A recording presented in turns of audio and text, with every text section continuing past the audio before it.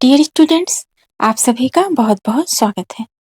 इस वीडियो में आप देख रहे हैं कबीर दास की भक्ति भावना।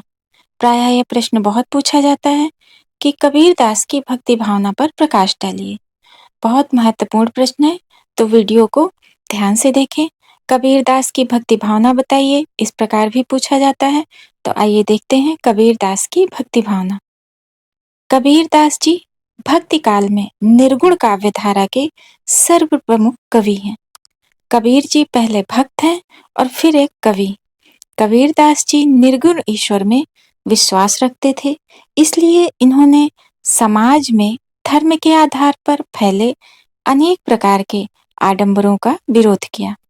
इनका काव्य भक्ति की भीतरी पवित्रता, एकाग्रता, प्रेम मूलकता, समर्पणशीलता को दर्शाता है। कबीर की रचनाओं में शारीरिक और मानसिक भक्ति भावना का समायोग है। यही समायोग और उन्हें मानवतावादी चेतना के शिखर पर ले जाता है।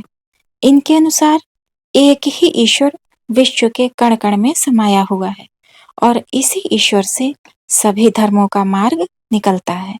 यह मार्ग एक ओर हिंदू धर्म तो दूसरी ओर मुस्लिम धर्म की ओर जाता है और इसी तरह योग मार्ग, जहां से निर्गुण ईश्वर की भक्ति की धारा बहती है।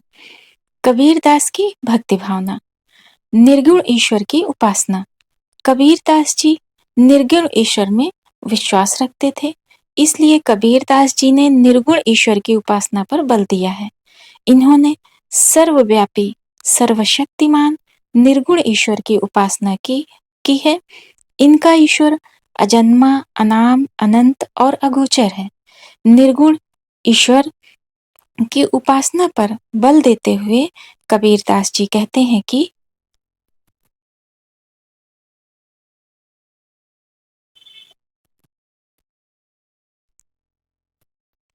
निर्गुण राम जपहु रे भाई, अविगत की गति लखी न जाई।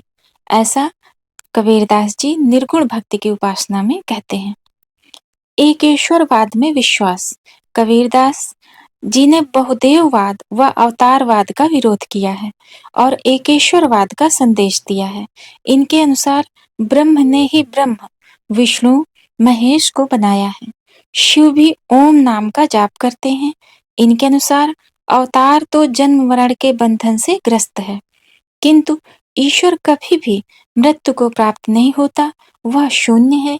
इनके अनुसार ईश्वर सभी देवताओं से ऊपर है और इन्होंने एक ईश्वर को माना है।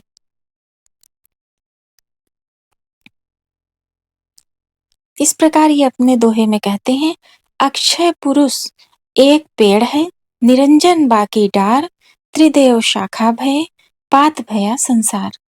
आइए अगला पॉइंट देखिए, नाम स्मरण पर बल। कबीर दास जी निर्गुण ईश्वर में विश्वास रखते थे, इसलिए इन्होंने निर्गुण ईश्वर की प्राप्ति के लिए नाम स्मरण पर बल दिया है। इनके अनुसार नाम स्मरण से ही ईश्वर को प्राप्त किया जा सकता है और हमें नाम स्मरण पर मन ही मन करना चाहिए। ईश्वर का नाम स्मरण मन ही मन करना चाहिए। कबीर दास जी कहते हैं कि जब तक तेरे इस शरीर रूपी दीपक में आयु रूपी तेल है, तब तक तुम्हें निर्भय होकर राम ईश्वर ईश्वर नाम का जाप करना चाहिए। जब आयु रूपी तेल घट जाएगा, तब प्राण रूपी बाती भी हो जाएगी, खत्म हो जाएगी और फिर तू सदैव सोता ही रहेगा। अपने दोहे में वे इस प्रकार कहते हैं, कबीर निर्भय राम जपो, जब लग दीवा बाती, तेल घट बत्ती बुझे तब सोवे गो दिन राती। कबीर दास जी कहते हैं कि मनुष्य दुख में ईश्वर को स्मरण करता है, किंतु वह सुख में ईश्वर को भूल जाता है। यदि वह सुख में भी ईश्वर को स्मरण करता रहे तो उसे दुख नहीं होगा। और इसी बात को अपने दोहे में इस प्रकार कहते हैं, दुख में सुमिरन सब करे, सुख में करे न कोय, जो सुख में सुमिरन करे तो दुख काहे को होए। आइए अब अगला पॉइंट देखते हैं कबीर दास जी की भक्ति भावना पर। भक्ति स्वरूप कबीरदास जी की भक्ति भावना के कई रूप दिखाई देते हैं। श्रवण, कीर्तन, स्मरण, दास्य और वात्सल्य आदि रूपों में इनकी भक्ति दिखाई देती है। गुणगान, कबीर जी निर्गुण ईश्वर की लगातार चर्चा करते हुए उनका गुणगान करते रहते हैं।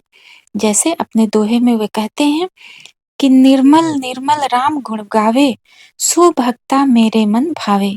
जे जन लेहि राम को नाउ, ताको मैं बलिहारी जाऊं। अगला पॉइंट देखिए, वात्सल्य रूप।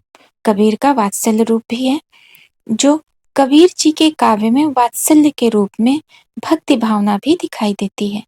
कबीर जी स्वयं को बालक और ईश्वर को जननी के रूप में बताते हुए कहते हैं, अरे जननी मैं बालक तोरा, काहे न अवगुण बख्सहु मोरा। इस प्रकार वो अपना वात्सल्य रूप अपने इस दोहे में दिखाते हैं। दास्य रूप उनका देखिए, कबीर जी अपनी भक्ति भावना में सदैव तत्पर दिखाई देते हैं। इनकी भक्ति भक्त के रूप में ही नहीं, सेवक के रूप में भी दिखाई देती है। कबीर दास जी अपने दोहे में कहते हैं, कबीर कुत्ता राम का मोती मेरा नाव, गले राम की जेवड़ी जित खींचे तित जाऊं।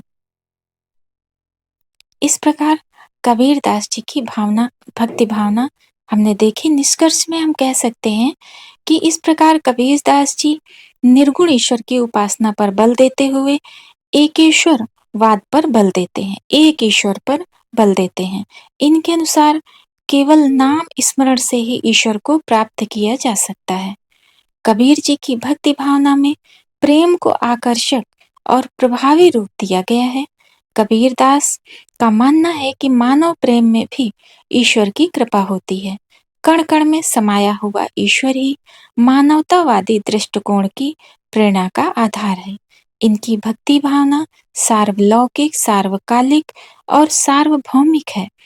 मैं एक और बहुत सरल और सहज है, तो दूसरी ओर मौला के कारण सर्वाधिक कठिन और कष्टदायक भी है। इनकी भक्ति में बाह्य आडंबर का कोई स्थान नहीं दिया गया है। कबीर दास जी एक ऐसे मंदिर के पुजारी हैं जो सभी के लिए खुला है। डियर स्टूडेंट्स, आशा करते हैं कि यह वीडियो आपके लिए उपयोगी होगा। ऐसे और बहुत से वीडियोस को देखने के लिए चैनल को सब्सक्राइब कर लें, जिससे हमारे वीडियोज आसानी से आपको देखने को मिल जाएंगे। हम आपके मंगल जीवन की कामना करते हैं।